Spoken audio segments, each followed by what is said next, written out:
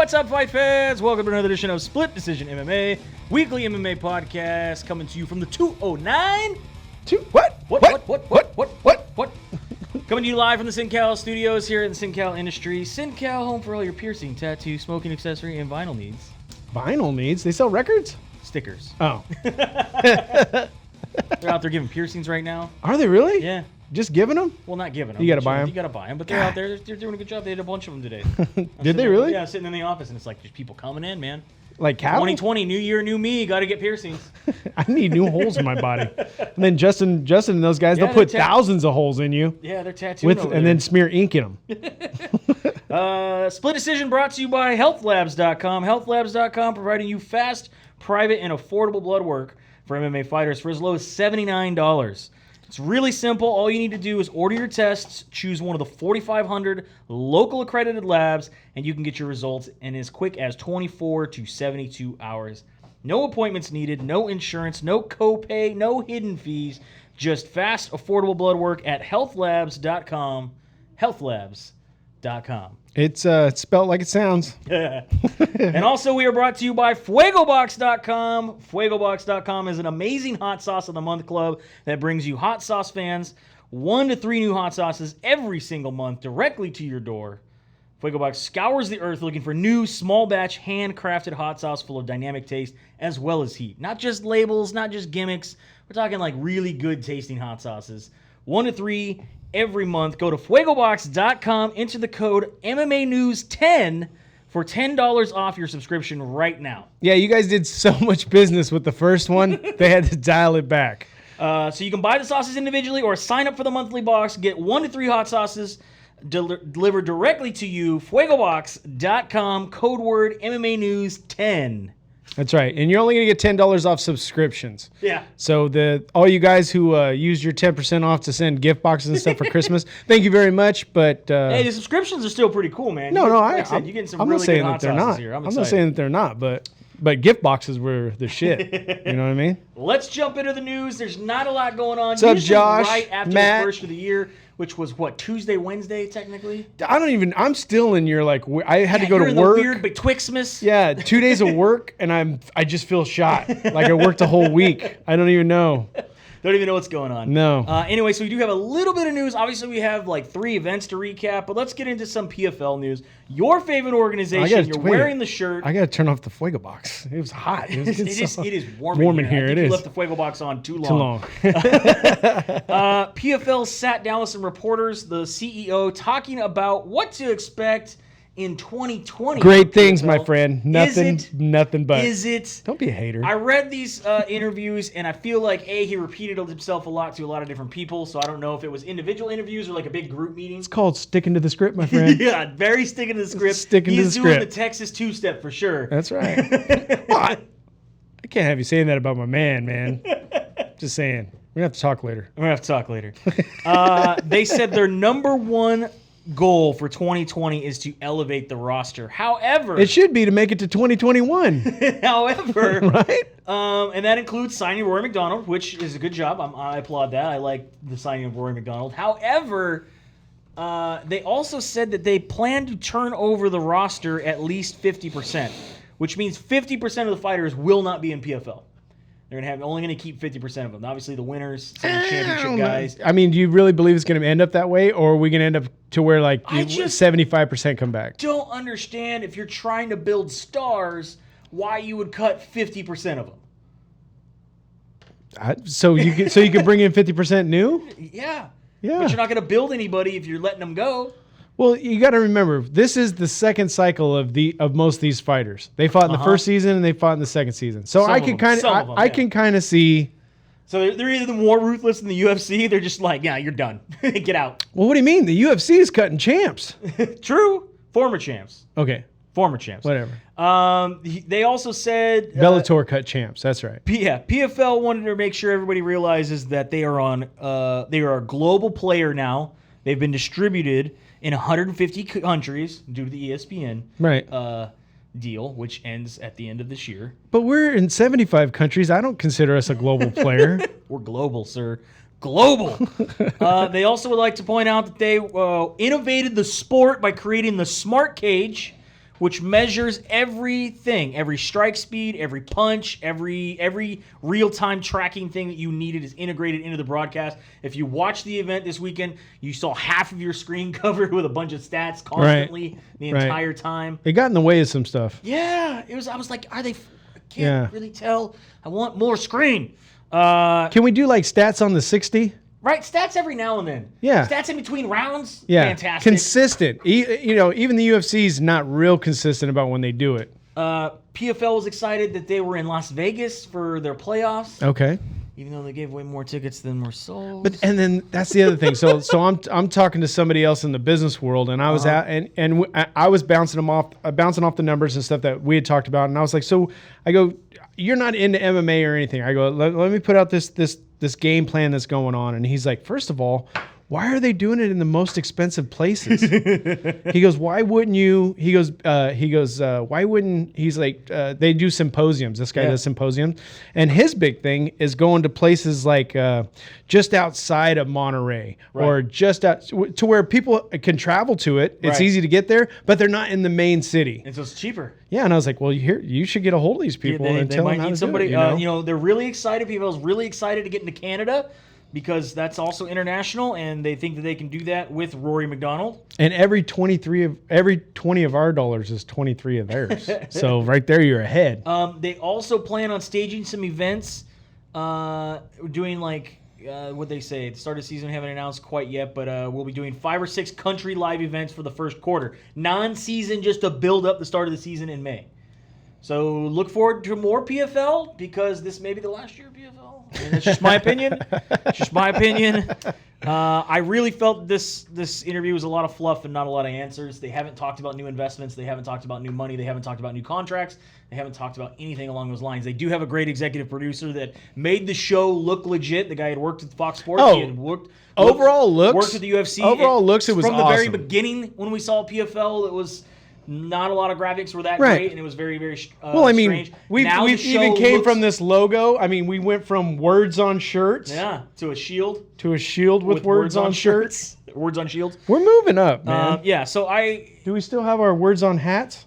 Somewhere. No, we still have the World Series of Fighting. It's over there. Is it? It's over there. It's on the other side of the studio. Yeah. All right. So anyway, good for PFL. You get to see more PFL in 2020. Hopefully, Dennis says that we'll get it in 2021. But we shall see. Until some things are announced, keep watching PFL. Did you watch the PFL this weekend? You watched me watch the PFL. I know I watched. I have to ask because they don't know that I asked. Okay. They don't know that we were sitting there watching it together. I get it. Again, I'm telling you, this 2-day work week kicked the shit out of me, bro. Let's finish up the news. Touch me. What are you doing? We'll get into the recap. My personal bubble. Don't start the squid shit. It's jellyfishing. Recently, Dana White came out and said that Justin Gaethje would not be getting the title shot against Khabib versus Tony, or the winner of the Khabib versus Tony. He felt that Conor McGregor would be getting the shot if he wins over Cowboy. And when they asked him why, he said, because we've offered Gaethje a lot of fights and he hasn't taken them. How many fights has Conor ducked? I don't know. But I'm saying Gaethje was perplexed and confused. Recently went on SiriusXM and said, first of all, Dana White doesn't have my phone number and I don't have his phone number. Secondly, I've been trying to figure out what he's been talking about. I know when he did that interview not too long ago, he kept saying, Justin Gaethje knows what I'm talking about, what's going on. I have no idea what you're talking about. You know what I'm saying? No, I don't. Yeah. That's how I feel every time like Master P and those guys would say that. You know what I'm saying? I was like, no, I have no clue. He said, I'm pretty sure they offered me the Tony Ferguson fight before, right around the time Tony fought Cowboy. He said they were looking for a replacement at the end of May. I told them wasn't enough time. Give me a little extra time. They pushed it to September. Everybody wants time. And I said I would take it. Tony said no. So I took the Cowboy fight instead. He said, then they offered me... And then he laid waste to Cowboy. Yeah, he said, then they offered me Charles Oliveira in Brazil or Dan Hooker in New Zealand. At the same time, the champ didn't have a fight lined up. McGregor was coming back, didn't have a fight lined up. So as far as I know, that's what the deal is. They were trying to figure it out. He says he's not going to take the comments personally because he believes that...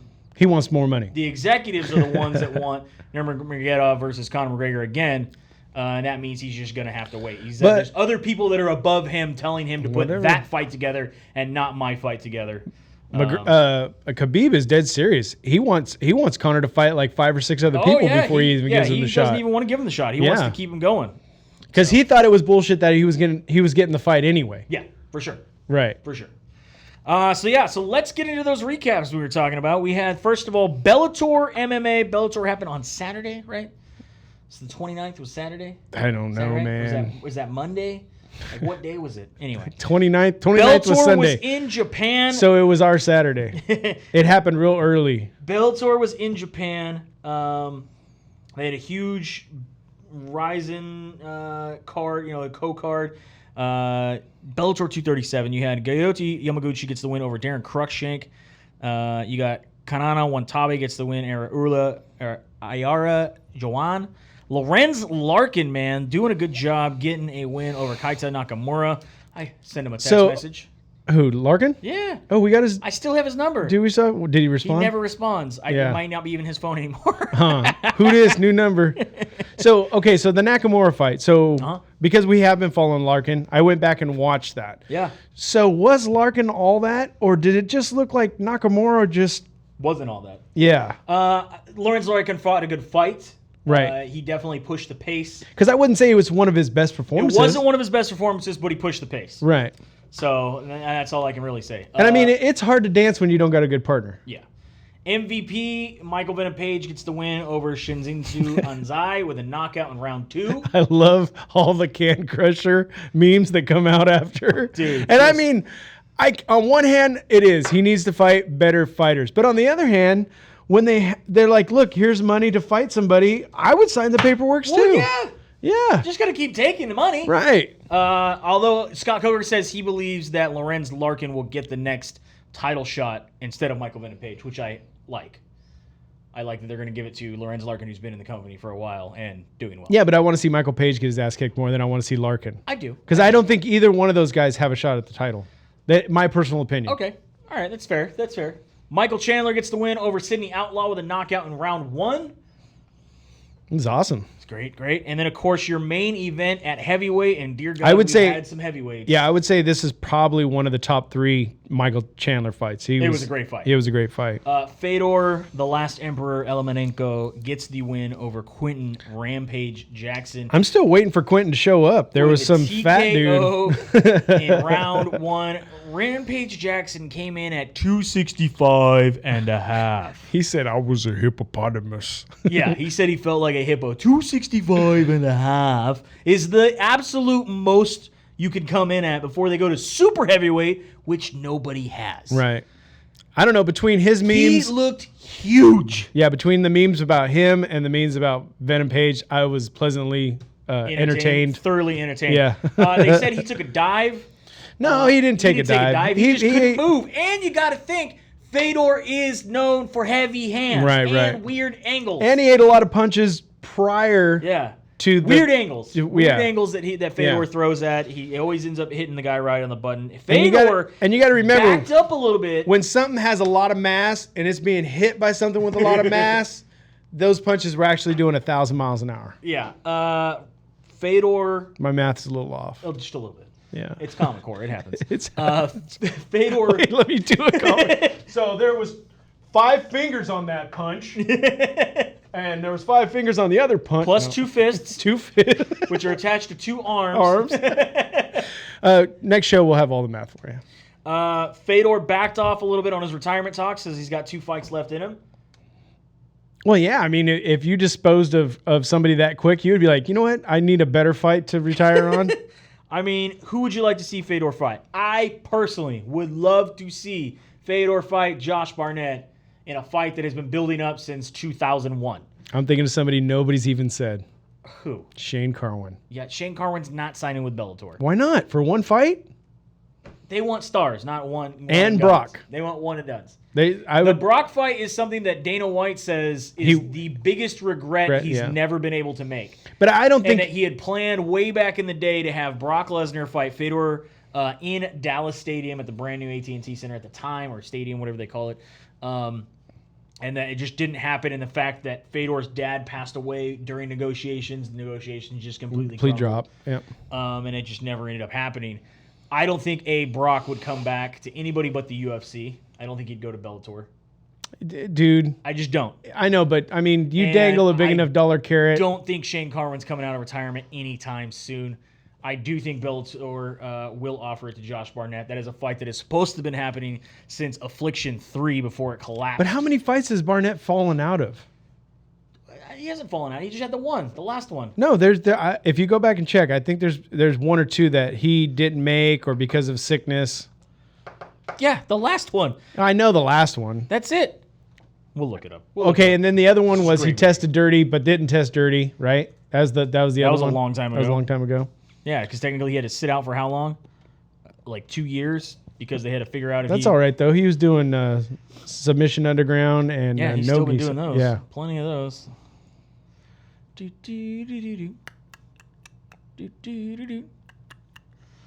So let's see. So he got released from the UFC. What is that? See right there. There's three canceled bouts. Hold on. No. Hold on. That's not canceled. Those are grappling, sir. Learn to read. And a big C means it was canceled. No, those are grappling. That's grappling. Oh, okay. Yeah. All right. So those don't count because it's grappling. This is MMA. This is MMA. These are bouts that he actually did. Yeah, but when I read information, that might have been something I was going off of. This top one, canceled bout. Okay. And that was the last one that he didn't fight in for Bellator because he was sick. Okay. Yeah. So he hasn't even had his Bellator debut yet. He's been doing grappling because for 2 years he had to sit on the sidelines because the UFC Let's said. see what else we got down here. All right, what else you got? You got any more? Oh! Canceled bout. Yeah, you know what that canceled bout is? Yeah, I know. Affliction, the one I was just talking about. Damn it, I hate when you're right.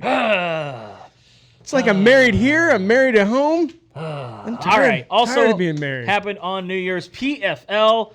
We actually got to watch some of this. It was awesome. This was going on, obviously, from Madison Square Garden. You have your new millionaires and champions. Number one, you have, let's see. Is that her? Yep. Okay, yeah. You got Emiliano Sordi, Lance Palmer, Nathan Schulte, Ilya, let's see. Ali Isaev, Ray Cooper III, and Kayla Harrison. All millionaires, all champions. Lance Palmer and Nathan Schulte are both two-time champions. They won the first season, 2018, and they won now the second season in 2019. Ray Cooper came in second last season. He did, however, be able to get the championship this year. Go back to that. Do you see what is wrong with this first judge? Do you see those numbers? Everywhere he wasn't even close to nobody else. Yeah. I don't know. This is the whole judging thing. I don't know what to say, man. The judges, I do believe so. Each of these people are millionaires. And PFL has champions. These people will be seated higher if they continue next year. If they make the 50% cut, right, they'll be able to go next season and have a higher seed to start off with. Because as much as I like the Kayla Harrison fight, I thought it was a lot. I could see 50-45. I don't see a 50-43. Yeah, 50-45 is about where I saw it. Right. I mean, that's just 10-9, 10-9, 10-9. Yeah. You know? I don't know. I don't know what to say about PFL that I haven't already said. So I'm hoping they have another. Obviously, we got a 2020 season. It's coming up. Well, you just better stick to your script. Past that, I don't know. Even when they become bigger than the UFC, I don't want to hear no. Look, I couldn't even keep a straight face, dude.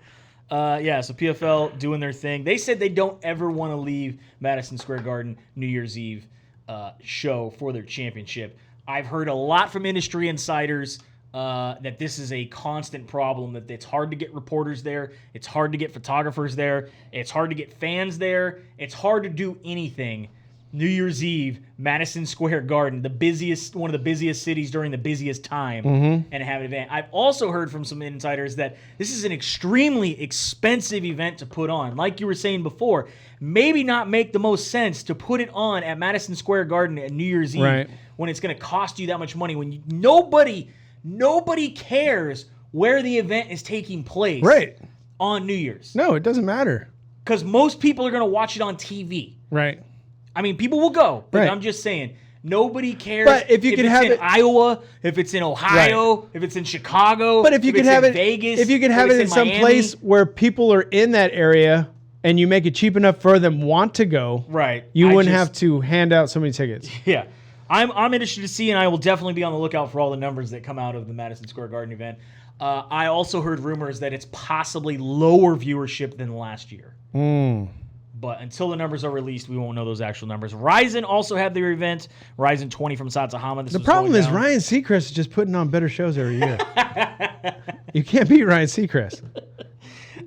We had a lot of stuff going on with that. Number one, we had CB Dalloway getting knocked out in round 1. Did not win the light heavyweight championship. Ryan Bader has now called out the Rizin light heavyweight championship. Yairi Projayak. He has called him out, says that he wants to do a unification bout. I think, obviously, with the relationship with Bellator, I know this at one point was probably going to happen. Bader, quit running your mouth. Come back to the UFC and fight some fucking real people. I would like to see this fight, man. This would be a good fight. I'd be all right with this. Patrick Farui loses as well. Yeah, I think he won his first round with a head kick. Yeah, he won the first round with a soccer kick. Gets to the second round and loses, does not win the Grand Prix final. Your Grand Prix final winner is Tariq Musayev. Rena Kubota gets the win over Lindsey Van Zant. Makaruna Asakura gets the win over John Texera. Hamderley gets the win and is your new Rizin Super Atomweight champion over Ayaka Hamasakai. Tenshin Nasakawara gets a huge win over Rui Abada. Did you see this kickboxing match? This was dope, man. Highlights. I didn't watch the whole fight. If he really wanted to, he could wreck Mayweather. Just saying, that's my personal opinion. If it was a real bout where kickboxing was allowed, Mayweather would be in trouble. Yeah, but Mayweather's got little pencil legs. And he money. Skips leg day all the time. And money. Yeah. Manuel Cape gets the win over Kai Asakara with a TKO in round 2 to become your new Rizin Bantamweight champion. That is your events. That was your New Year's. How was your New Year's? That was good. We barely made it. I think I slipped off once, and my wife was like, "Ha, you're old." And I was like, "You might have fell asleep too. I don't know." I don't know, but I obviously fell asleep first. Yeah. So I can't argue. But I did, however, get to hear the melee of full automatic fire. Oh, welcome to California. Oh yeah, like Matt said, our neighborhood sounds like Chirac. So that is it. That is your week of fights, your week of news. There's no fights coming up. We will see you next week. Obviously, we have some big fights coming up next week. As always, we are Split Decision. We are brought to you by healthlabs.com, fuegobox.com with that code word MMA News 10, SinCal Studios. Is the big fight next week or it's 2 weeks? 2 weeks. But we'll have more to talk about. Okay. You got me scared because I have to host it. Walkie Craft, Dependable Solutions. You guys have a good night. We'll see you at the fights. Oh, we're not even to Health Labs? I just said Health Labs. Oh, okay. Fuego Box, SinCal, All right. My MMA News, Walkie Craft, Dependable Solutions. You should be throwing up logos as I'm throwing my hands in the air. I'm sorry. Just cover the whole screen with logos. Okay. Have a good night, guys. We'll see you, maybe, if I still have a job. I ain't asking for much, just a pint and some bud so I can get my buzz on right now. Any day of the week, I'ma work till I need some time for me. Well, it's right now. I'ma close my eyes, I'ma roll me 5, I'ma smoke them down, fucking right now. I don't need your help, I'ma do it by myself like I am anyways, fucking right now. I'ma stare at my walls, I'ma forward my calls, I ain't looking for a convo right now. I'ma dim down the light so I ain't gotta write, cause I ain't got time for that right now. I'ma space the fuck out, I'ma think about how far I be in my life right now. If it wasn't for the weed and those types of gals, that could make me weak when the eyes bat.